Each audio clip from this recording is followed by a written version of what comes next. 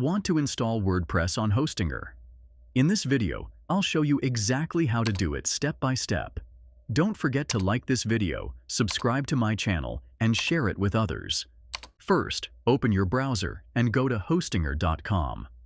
Once logged in, head over to the Website section and select Websites list from the left-hand menu panel.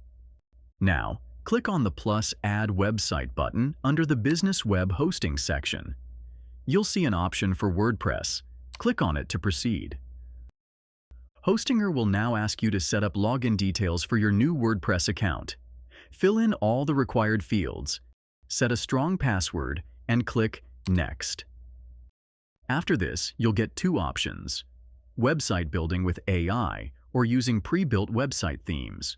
Choose whichever suits you best. Next, select the domain or subdomain you want to use and hit Install WordPress. Wait a few moments while the installation completes.